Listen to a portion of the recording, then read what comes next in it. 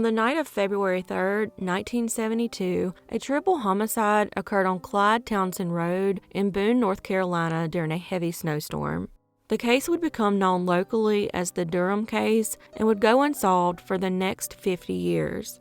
The victims were 51-year-old Bryce Durham, his 44-year-old wife Virginia, and their 18-year-old son Bobby Durham. Virginia called her son-in-law Troy Hall in a panic and said that some men were holding her husband and son captive in the house. Troy at first thought it was a joke, but then the phone disconnected. Troy and his wife Jeannie, the Durham's daughter, went to check on the family, but their car wouldn't start, so a neighbor, Cecil Small, agreed to drive them. The road up to the Durham's house was too treacherous to travel by car, so Troy and Cecil went alone while Jeannie Sue waited in the car. They discovered the family had just been murdered and were most likely only a couple minutes shy of encountering the killers on the way to the house. Troy called the sheriff's office from a neighbor's apartment at 10:50 p.m. to report the crime. When officers arrived and started investigating the crime scene, they noticed the victims must have been interrupted while eating dinner as they found a half-eaten baked chicken on the kitchen table. A money bag stuffed with $100 bills remained untouched and nothing appeared to have been taken, but there was a messy scene. Investigators were told that a green and white SUV was seen leaving the Durham's house just after 10:30 p.m. The North Carolina Highway Patrol found it several hours later on the side of the road a few miles away with its lights, windshield wipers, and motor still on. Bryce had taken the car from his dealership to get home in the snowstorm, and the killers used it as their getaway vehicle and had left a bag of silver behind in it. Bryce owned a Buick dealership in Boone in the Blue Ridge Mountains near the Tennessee border where Virginia kept the books, and their son Bobby was in his first year of school at Appalachian State University. The family was described as hardworking, quiet, and mostly kept to themselves, and investigators could not determine who would want them dead. A lack of evidence led to many theories as to who the culprits might be, from ringleaders of a car dealership scam in a neighboring county to Green Berets in town for a ski demonstration at the nearby ski resorts. In May 2019, nearly 5 decades later, the sheriff's office in Watauga County, North Carolina, received a phone call from the White County Sheriff's Office in Georgia, 200 miles away, with a tip in the case. Shane Burt, the son of Billy Sunday Burt of the Dixie Mafia, had visited the sheriff's office to participate in research for a book about notorious crimes in the state. He said he was very close with his father and recalled a story that Burt told him during a visit with him in prison. He said his father admitted to killing 3 people in the North Carolina mountains during a heavy snowstorm and mentioned how they almost got caught. With the new information in hand, authorities began to investigate the new leads. They also conducted in-person interviews with Billy Wayne Davis in September 2019, October 2020, and August 2021. Those interviews were what ultimately helped determine who was responsible for the murders in 1972. 2 sources were able to corroborate the evidence from the Durham case crime scene. The circumstances of the crime were very similar to a 1973 case in Georgia known as the Fleming case, in which Billy Burt, Bobby Gaddis, Charles Reed, and Billy Davis were all involved. These 4 men were leaders of the Georgia-based Dixie Mafia who engaged in dozens of violent crimes in Georgia and Mississippi and other southern states across the Southeast in the 1960s and 70s. They robbed many banks and gambling houses, hauled a lot of whiskey and pills from state to state, burglarized up to 4 homes a night at times, and took many lives. During those interviews, Davis implicated Burt, Gaddis, and Reed for engaging in a hired hit in the North Carolina mountains that occurred during a bad snowstorm. Davis claimed to have acted only as their getaway driver and that it was the other 3 men that entered the house that night, but many speculate his involvement was much more. It still remains unclear who solicited the crime against the Durham family. 81-year-old Davis is currently serving life for a murder in 1971, one of many murders he committed, and is the only one of the 4 men that is still alive. Burt died in prison in 2017 while serving life for 3 murders he committed in the 1970s. Jenny and other surviving family members were thankful to receive the news in November 2021 and to finally have some closure.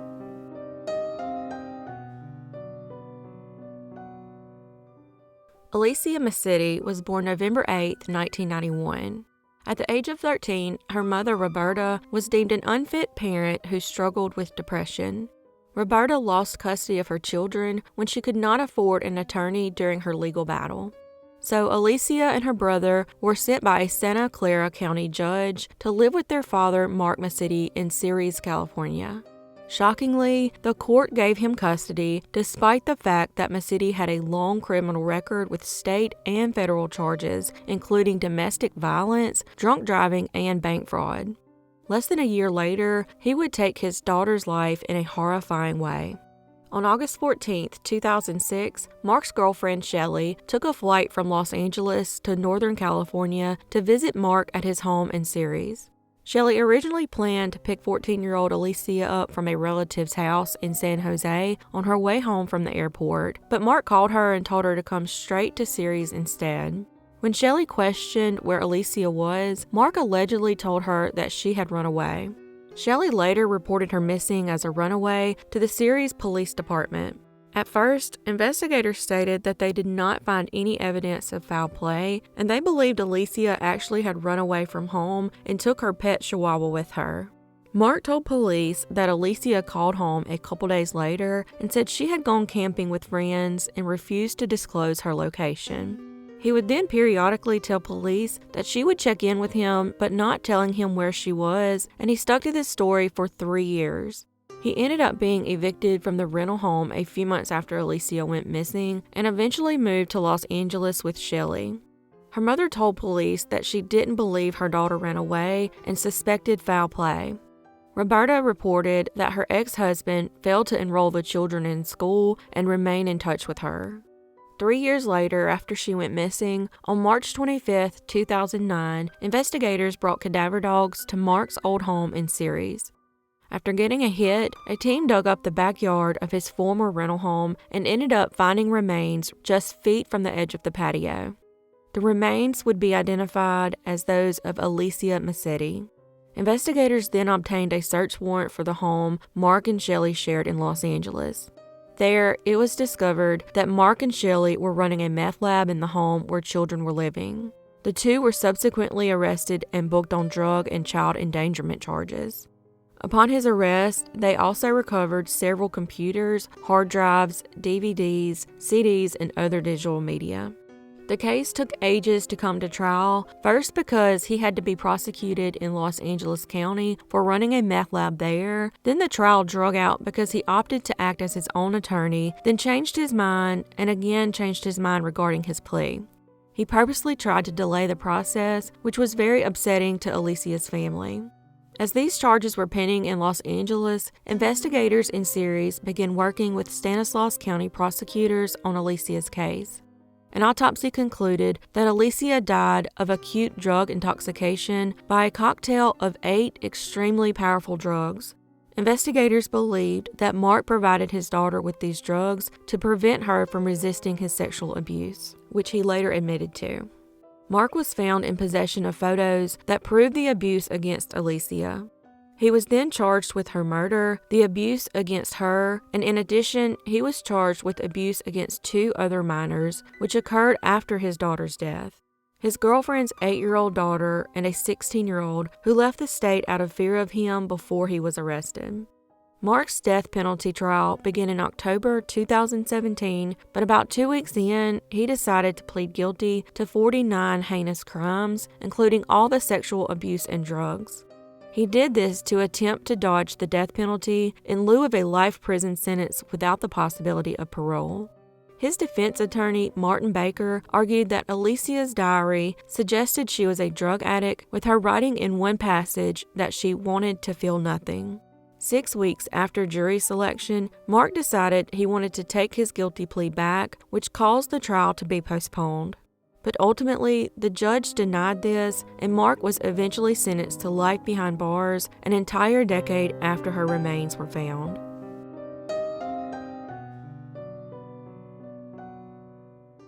Here is an update to a cold case I featured in a previous video containing 5 cold cases in Pennsylvania.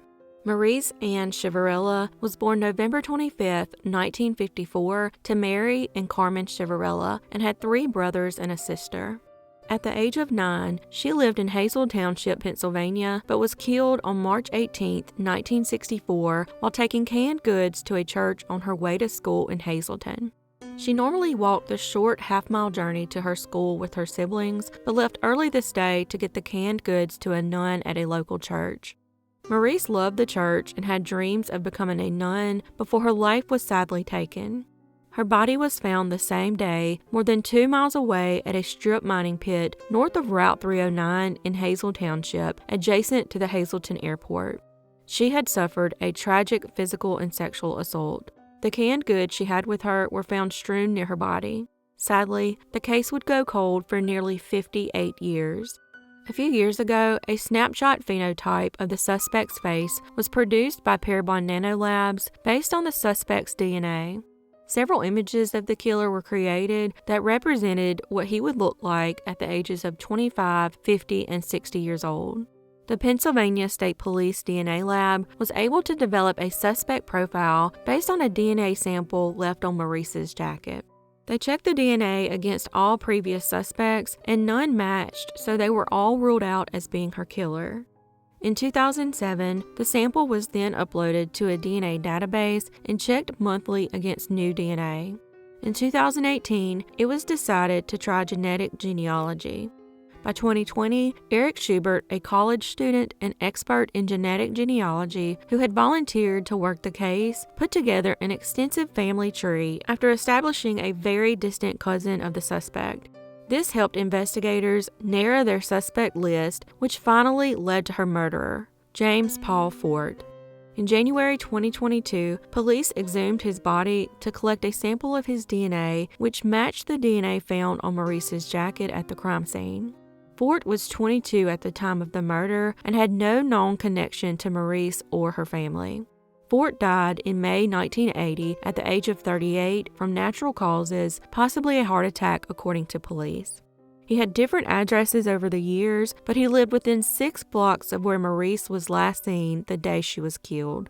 He was a bartender and was also charged with another violent sexual assault against a woman years after Marise's death, but thankfully that victim survived. A press conference was scheduled for February 10, 2022. It was packed with active and retired police officers who had worked on Marise's case, including the state trooper who first investigated the killing. Marise's 4 siblings were also present, along with Trooper Mark Barron, who is the case's lead investigator. This is the oldest case to be solved in Pennsylvania and the 4th oldest to be solved in the country using genetic genealogy. And you can bet your ass there will be more, and I hope these evil bastards are in a constant state of fear now.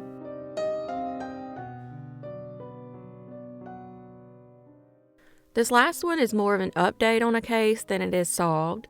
I released a video of 5 cold cases in Texas a few months ago, and one of those was 57-year-old Kimberly Flint of Laneville, Texas, who went missing. She had been battling depression and strangely vanished following a one-vehicle crash on the Angelina River Bridge about 15 miles from her home on September 26, 2018. She didn't like to drive and rarely left home and had asked her husband to bring home dinner. Strangely, the crash happened just 45 minutes after she last spoke to her husband on the phone. Her family was confused as to why she up and left home at all. She was not found in the vehicle, and many nearby searches turned up no clues to her whereabouts. There was also no signs of injury in the vehicle, and the airbags did not deploy, which is most likely due to the angle that she hit the bridge, even though she was traveling at 83 miles per hour. It was unclear if she set out to harm herself or met with foul play. However, 4 years later, in January 2022, her remains were located in a wooded area on property near Ritchie Lane in Reclaw, Texas, which is about a mile from where her vehicle was located. The area is described as rough terrain and very hard to navigate. Drones, search dogs, and equipment, such as all-terrain vehicles, were previously used to search the area but found nothing at the time. Once the remains were discovered, they were taken to the University of North Texas Center for Human Identification for DNA testing and dental recognition. Her husband of 40 years, James Flint, passed away in August 2021, just months before his wife's remains were located. Although her remains were located, her cause of death has not been released to the public, but there are still reportedly no signs of foul play. Her family now hopefully has some type of closure and was happy to finally lay her to rest.